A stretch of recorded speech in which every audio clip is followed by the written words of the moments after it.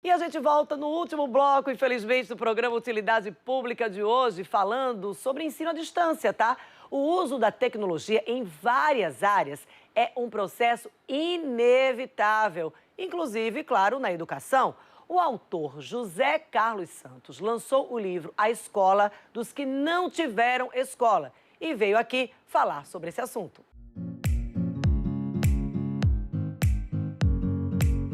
E sobre o livro, a gente conversa com o autor, professor José Carlos Santos. O livro é esse aqui, A Escola dos que Não Tiveram Escola, que está trazendo essa relação da tecnologia e educação. Professor, muito obrigada pela presença aqui no Utilidade Pública. Assim, a novidade é o texto aí, A Escola dos que Não Tiveram Escola, o Projeto Minerva e a Escola Militar nas Ondas do Rádio. Esse texto vai tratar sobre um programa lá da década de 70, que era ainda no governo militar, que era um programa de educação à distância, né, que acontecia pelo rádio, onde os alunos ouviam ao programa e acompanhavam pela apostila.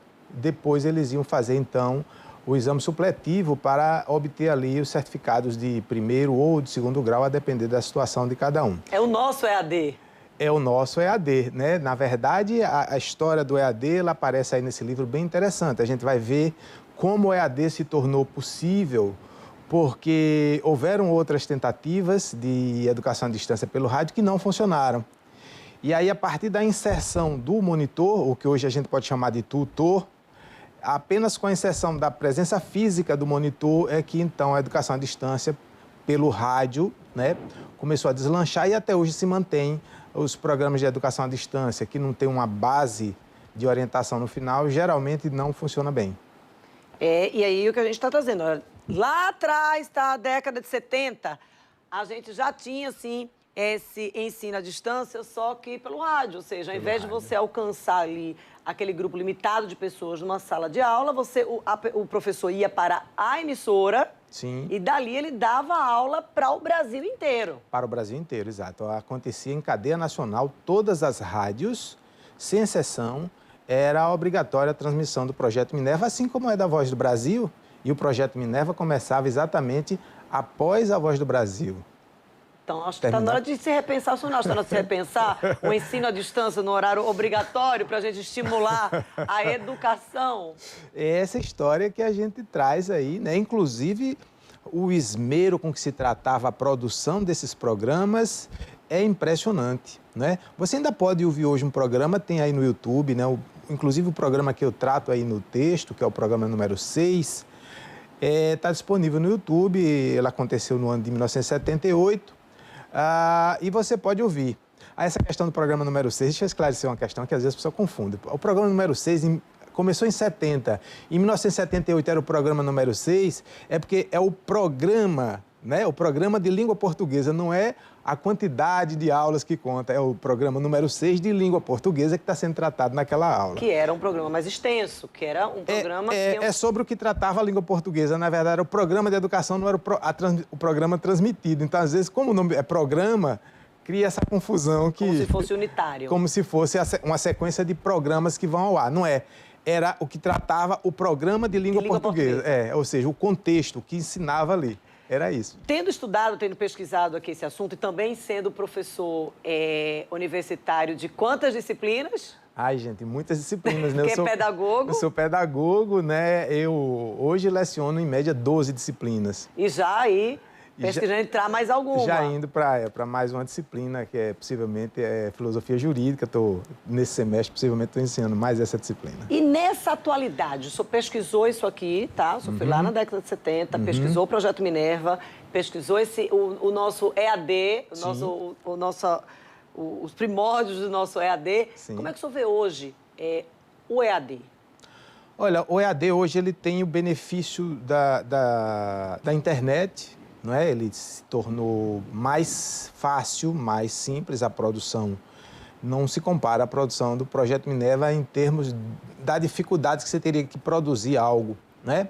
Ele se tornou mais simples, ele pode abranger um espaço tão grande quanto o Projeto Minerva, contudo, não reconheço até hoje um programa que tivesse a abrangência do Projeto Minerva, mesmo hoje comparando com a década de 70. E com as nossas plataformas que a gente tem à disposição. Isso. A produção de conteúdo hoje é muito mais simples. Qualquer pessoa sem muito conhecimento produz conteúdo, mas exatamente o que falta é exatamente o cuidado, o esmero com esse conteúdo. Eu vou te dar um exemplo simples, que é o seguinte: as pessoas já utilizavam a neurociência naquele momento. Então havia uma preocupação de perceber por quanto tempo alguém podia ficar concentrado em uma explicação no rádio. Então, eles não passavam desse tempo. Está falando, aí entra um sino, entra um piano, entra um acorde de violão, exatamente para retomar a atenção do ouvinte. A gente tem essa média de tempo que era antes? Você ouvindo o programa, você consegue... Hoje não. Não, hoje ninguém trata disso, não que eu saiba, nem não há essa preocupação rádio, nas não sei, produções. mas ali na internet há estudos... pesquisas que migram entre 2 e 3 minutos. Isso, que está preocupado com essa questão da atenção, né? Da atenção. E vídeo prende mais tempo, né? Vídeo prende até 6 minutos, se a pessoa estiver muito concentrada na situação. Se não tiver, também 1 minuto e meio já dispersa. Numa aula de conteúdo, a tendência é você dispersar cedo. Né? A tendência é que você disperse cedo. Mas nos programas de educação à distância, não percebo essa preocupação específica. Acho que talvez as pessoas estejam focadas, elas busquem aquele conteúdo específico. Você acredita que isso faça com que as pessoas elas se mantenham atentas por mais tempo, por exemplo, no ensino à distância? Porque no ensino à distância você precisa buscar, por interesse, aquilo ali. Hoje existem vários modelos de ensino à distância, né? Vários modelos. Em algumas situações, pessoas que já se formaram, que já têm uma graduação e quer fazer outra, vai fazer a opção por ensino à distância.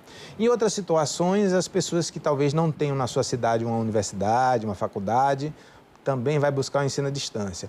O perfil do aluno de ensino à distância é um aluno mais comprometido, né? Um aluno que sabe exatamente que ele tem que ter um compromisso maior, porque ele não tem ali com ele na sala um professor orientando.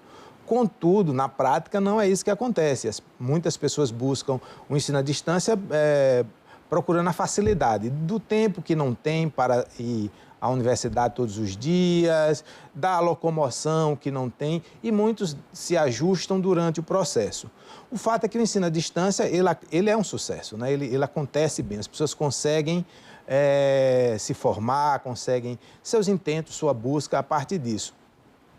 Óbvio, alguns chegam ainda sem entender direito e vai entendendo durante o processo. Mas a tecnologia, a facilidade que a tecnologia apresenta hoje, ajuda muito nesse processo. Professor, muito obrigada pelas informações. Eu acho que quando a gente entra nessa seara do ensino à distância, que é um formato que se encaixa bem a nova rotina das pessoas, a gente teria muito assunto ainda, muito pano para as mangas. É verdade. Então, você que quer conferir a escola, dos que não tiveram escola, fala um pouco do projeto Fala um Pouco Não Fala, sobre o projeto Minerva. Isso. E quem quiser, tem algum perfil nas redes sociais para quem quiser acompanhar, que a gente sabe que o lançamento do livro ocorre num planejamento em algumas etapas. Como é que as pessoas podem ter acesso? Veja bem, primeiro eu quero dizer que esse livro está em todas as editoras do Brasil, inclusive na Amazon, né? Então, quem quiser adquirir o livro é tranquilo, vai em qualquer grande editora e consegue, que é uma produção da Apres. Foi uma das melhores teses de 2016, isso é resultado do meu doutoramento, né? É um estudo para o doutorado, e ela está disponível. E paralelo a isso, né, o Facebook, eu estou divulgando sempre pelo Facebook, pelo Instagram. Que é Facebook, procura lá, fácil, Carlos AKO, Carlos Aco, localiza facilmente, né? Pode colocar lá, pode seguir. No Instagram é carlos.aco, aco escrito AKO, ok? E aí a gente vai divulgando lá esse material. Então, acessem e sigam, porque tem conteúdo bacana para ser compartilhado. Professor, muito obrigada mais uma vez pela presença aqui no Utilidade Pública. Obrigado, a gentileza maravilhosa aí, você sempre com essa abertura aí para divulgação do material, isso é muito importante, contribui bastante com a cultura e com a educação.